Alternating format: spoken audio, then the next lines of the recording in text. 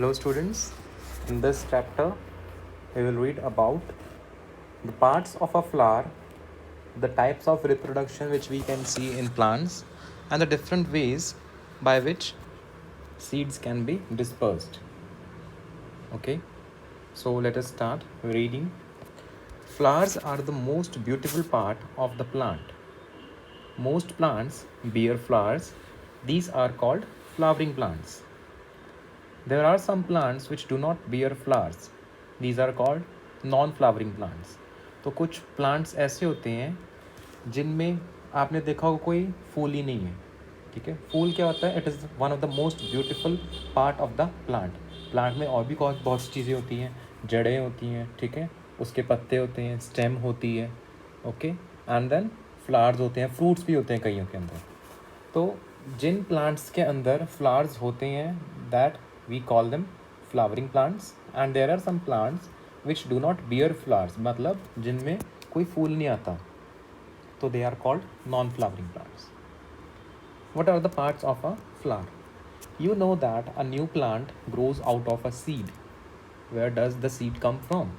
You must have also seen seeds inside fruits. Now where does the fruit come from?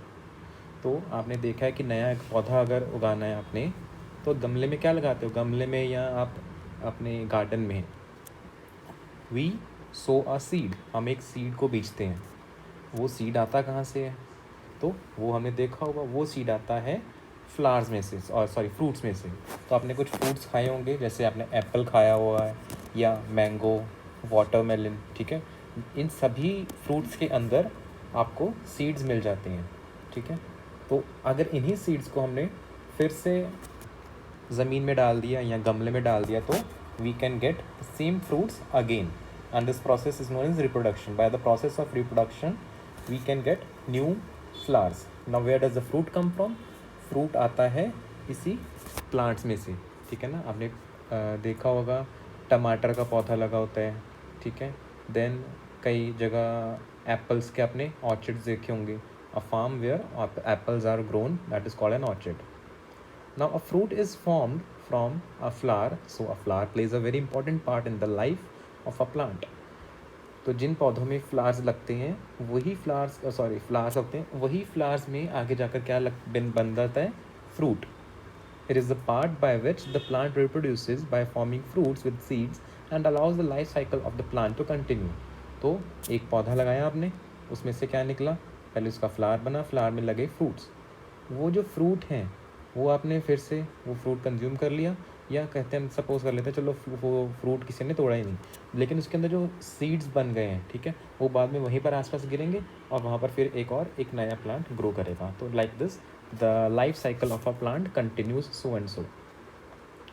A flower consists of 4 different parts which are also called whorls of the flower. तो एक flower के अंदर अगर आप मैं कोई flower दिखाऊँ तो उसके 4 पार्ट्स बना सकता हूँ, which are called whorls of the flower. They are sepals, petals, stamen and carpel. The stalk of the flower attaches it to the stem. तो ये जो 4 चीज़ें होती हैं, जो 4 पार्ट्स हैं फ्लावर के, ठीक है. एक फ्लावर स्टेम के साथ कैसे अटैच हुआ होता है? Through the stalk of the flower, जैसे एक डंडी सी पतली सी, ठीक है, उससे जिसको पकड़ के वी प्लक द फ्लावर, जिससे हम एक फूल को तोड़ते हैं, तो that is called the stalk, जो कि उसको स्टेम के साथ जोड़ती है. Now what are petals? ठीक है, ये इन्होंने 4 डायग्राम्स बनाई हुई है. Petals, sepals, stamen and pistil. Petals, if you look at a flower, the most colorful part that attracts you are the petals. Their number, color, shape and size vary in different plants. They also have a fragrance in them. तो petals क्या होते हैं? They are the most colorful part of a flower, which जिसको देखे में अच्छा लगता है कि वाह ये कितना अच्छा फ्लावर है, ठीक है. तो रोज़ प्लांट के पेटल्स कैसे के होते हैं? They are red colour. मैं रेड रोज़ की बात करूँ अगर, ठीक है, और भी कलर के रोजेज़ होते हैं, पिंक है, वाइट होता है, ठीक है, जो भी आपने कलर का रोज़ ग्रो करा है. तो इनके नंबर अलग अलग होते हैं. किसी फ्लावर में पेटल्स कुछ ही होते हैं, 3-4, किसी में बहुत सारे पेटल्स होते हैं, ठीक है.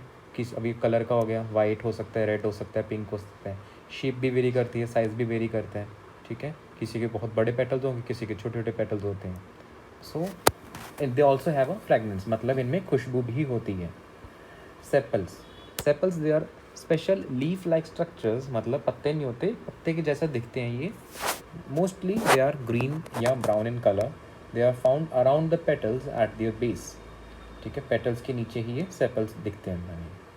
They are clearly visible when the flower is in the bud stage. They protect the bud. These two whorls enclose the male and female part of the flower, namely stamen, which is the male part, and the pistil, which is the female part. तो जब एक flower अभी grow कर रहा होता है, ठीक है, छोटी सी एक बड होती है, तो ड्यूरिंग दैट बडिंग स्टेज उसके ऊपर एक लीफ लाइक स्ट्रक्चर्स होते हैं ग्रीन कलर के, जो कि यहाँ पे दिखाए हुए हैं आपको, सेपल्स. ठीक है, इन्होंने उसको एंक्लोज करा होता है. ठीक है, which they help in the protection of the bud, ताकि आगे चल कर के नया एक फ्लावर ग्रो कर सके. अगर आपने शायद देखा हो कि रोज़ प्लांट जो है वो स्टार्टिंग में, या रोज़ प्लांट, या चलो ये भी जिसका भी फ्लावर का पार्ट दिखाया हुआ है ये वाला, ठीक है, हम मान के चलते चलो ये रोज़ प्लांट ही है, तो स्टार्टिंग में रोज़ प्लांट ऐसा तो नहीं रहा होगा. ठीक है, स्टार्टिंग में सिर्फ ये इतना सा गोल गोल पोर्शन था बड, जिसके ऊपर ये ग्रीन लीव्स अटैच थे पूरा बडिंग स्टेज में. ठीक है, तो ड्यूरिंग द बडिंग स्टेज, मतलब जब flower it was in younger age, ठीक है, younger time when the flower was young, अभी ग्रो करने लगा था, अभी ग्रो करा नहीं था. ठीक है, तो ड्यूरिंग दैट टाइम उसके ऊपर जो लीफ लाइक स्ट्रक्चर्स होते हैं उनको बोलते हैं सेपल्स. तो उनका क्या फंक्शन हुआ, they help in the protection of the bud. ठीक है, और दे आर क्लियरली विजिबल. जो नया प्लांट अभी ग्रो करना होता है, फ्लावर करना होता है, तो हम बहुत ईजिली देख के बता सकते हैं कि ये इसके सेपल्स हैं. Next comes stamen and pistil. These are the reproductive parts of the flower. Flower के अंदर रिप्रोडक्टिव पार्ट्स होते हैं जिससे एक नया फ्लावर आगे ग्रो कर सकते हैं. ठीक है, तो there are two parts, male part and female part. Stamen is the male part. They are found just inside the petals. Each stamen has two parts, namely anther and filament. Filament, it is a thread-like structure which holds the anther. ठीक है, धागे की तरह होता है, उसने anther को hold करा होता है. ये यहाँ पर आपको डायग्राम में भी दिख रहा है. ओके, एंथर क्या होता है? It is a blob like structure which contains the powdery yellow dust called pollen grains. ठीक है, which are the male germ cells. इन्हीं से आगे जा कर के एक नया फ्लावर बनेगा. ठीक है, तो ब्लॉब लाइक स्ट्रक्चर कैसा हो जाएगा? ऐसे का, ये जो ग्रीन के ऊपर ये स्ट्रक्चर बना हुआ है गोल गोल सा. ठीक है, इट इज़ लाइक जैसे आपको एक दाल का जो दाना होता है ना, मूंग दाल का दाना, समथिंग लाइक दैट. ठीक है, pistil, this is the innermost part of the flower. It has three parts. Stigma is the sticky top, style is the slender neck, and ovary is the swollen base of the pistil. The style connects the stigma to ovary. The ovary contains ovules. The pistil is also called carpel.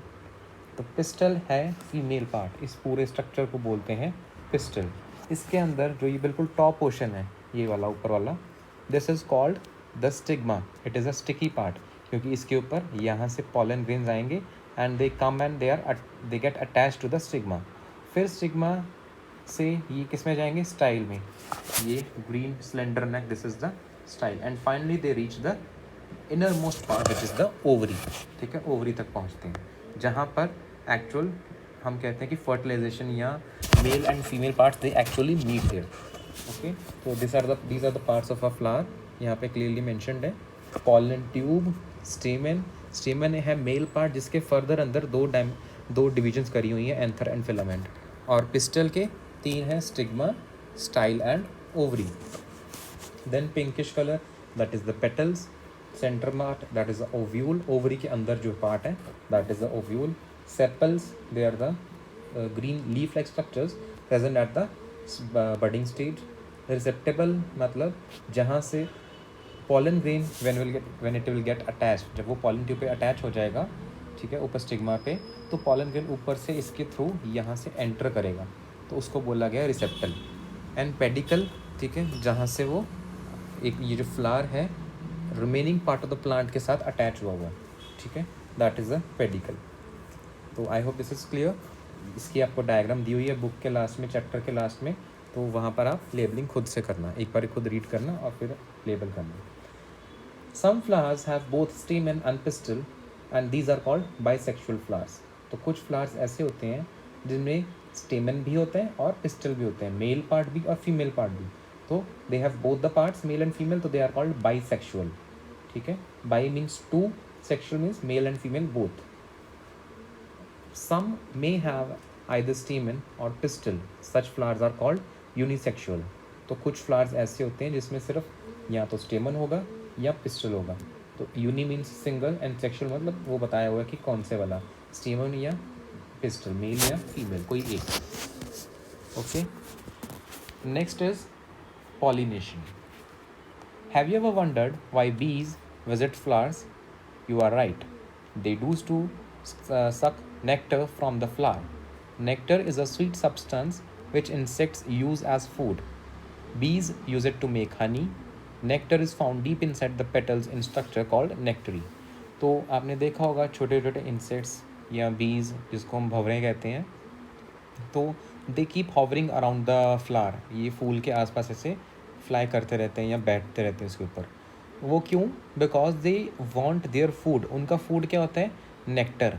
Nectar एक बहुत ही मीठी सी चीज़ होती है, ठीक है, जो इनका खाना होता है बीज का। तो दे यूज़ इट टू मेक बीज हनी। हनी बीज जिसको हम बोलते हैं ना, तो हनी क्या होता है? शहद। तो शहद बनाने के लिए ये फ्लावर्स वहाँ से नेक्टर लेते हैं, फिर ये इनका छत्ता बनता है और वहाँ से वी गेट द हनी, जिसको हम बोलते हैं हनी बी ने अपना एक छत्ता बना लिया जो नेक्टर इट इज़ फाउंड। और वो कहाँ होता कहाँ है nectar? It is deep inside the petals, जहाँ से ये पेटल्स स्टार्ट हो रही हैं वहाँ पर नेक्टर प्रेजेंट होते हैं। ठीक है, तो और उसका स्ट्रक्चर को क्या बोलते हैं? It is called nectary. But do you know that while sucking the nectar they are helping the plant with the important function of reproduction? Bees and insects move from one flower to the other for nectar. तो ये कैसे help कर रहे हैं reproduction में flower की? वो ऐसे कि सपोज़ करो एक दो यूनिसेक्सुअल फ्लावर्स हैं, ठीक है, तो एक है स्टेमन और एक है पिस्टल। ठीक है, एक के पास स्टेमन है, एक के पास पिस्टल है। चाहे तो आप बाइसेक्सुअल का एग्जांपल भी ले सकते हो। तो होगा क्या, एक ऐसा फ्लावर जिसके पास स्टेमन है, ठीक है, वहाँ पर कौन जाएगा? ये एक हनी बी जाएगी और वहाँ पर बैठ के अपना वो नेक्टर, अपना food they will try to get nectar from the nectary. तो ड्यूरिंग दैट प्रोसेस उसके चक्कर में होता क्या है, जब वो बैठे होते हैं फ्लावर के ऊपर, इनके पाँव पे क्या लग जाता है? Pollen grains. तो पॉलन ग्रेन्स कहाँ पर होते हैं? एंथर के ऊपर। ठीक है, यहाँ पर ये देखो, यहाँ पर बैठेंगे तो इनके पैरों पे पॉलन ग्रेन्स लग जाएगा। अब वो पॉलन ग्रेन्स जब उड़ के वो किसी और फ्लावर के ऊपर जाएंगे और वो उसके स्टिग्मा के ऊपर पैर आएगा उनका, जिसके अंदर पिस्टल है, तो वो पॉलन ग्रेन्स उड़ करके एक फ्लावर से दूसरे फ्लावर तक कैसे गए? By sticking themselves to the feet of the bees. वो हनी के बीज के साथ में चिपक के, या इंसेक्ट, कोई भी इंसेक्ट है उनके ऊपर चिपक के पॉलन ग्रेन्स एक जगह से दूसरी जगह चले गए। ठीक है, खुद तो जा नहीं सकते थे। तो इस प्रोसेस को क्या बोला जाता है? This is called pollination. ये यहाँ पर आपको एक डायग्राम दिखाई हुई है, example with the help of a butterfly. तो एक बटरफ्लाई एक प्लांट के पॉलन ग्रेन्स एंथर के ऊपर बैठी हुई थी यहाँ पर, ठीक है, यहाँ से उड़कर वो कहाँ गई? किसी और फ्लावर के ऊपर। तो उसके ऊपर जब एक फ्लावर के पॉलन ग्रेन्स दूसरे फ्लावर तक चले गए तो क्या हो जाएगा? Pollination. This process is known as pollination. अब ये पॉलिनेशन किसकी वजह से हुई है? It was possible because of this butterfly. तो इसको क्या बोलेंगे? Butterfly is the agent of pollination. जैसे आपने सुना होगा कि पॉलिसी बेचने वाले कोई एजेंट्स हैं या किसी कंपनी के एजेंट्स हैं। वो कौन होते हैं? जो उस कंपनी के प्रोडक्ट्स बेचते हैं। ठीक है, कि हम ABC कंपनी को बिलोंग करते हैं और ये प्रोडक्ट ले लीजिए, तो वो कौन कहलाए? हम क्या बोलेंगे उनको? They are the agents. तो सिमिलरली एक पॉलन ग्रेन को एक फ्लावर से दूसरे फ्लावर तक लेकर जाना, तो ये पॉलिनेशन होता है। इसको कौन हेल्प कर रहा है? उनको बोलेंगे agents of pollination. Now I am reading, in the process of entering और leaving the flower they get brushed with the dust of the pollen grains present in the anther of a flower.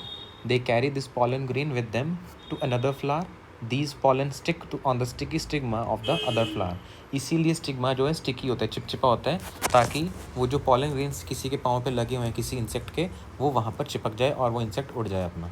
ठीक है, तो this process of transfer of pollen grains from the anther of one flower to the pistil of another flower or the same flower, it is called pollination.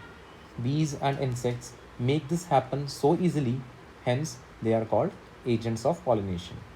तो ये बहुत easily कर लेते हैं बीज, तो इसलिए उनको बोला जाता है एजेंट्स ऑफ पॉलिनेशन। तो ये इकलौते नहीं है इंसेक्ट्स और बीज जो पॉलिनेशन में हेल्प करते हैं। The other agents which make this transfer possible, they are wind, water and animals, हवा, पानी और अलग से जानवर, जो और जानवर होंगे छोटे छोटे, ठीक है, they are also helpful in pollination. तो लेट अस सी वो कौन से हैं इन द नेक्स्ट वीडियो।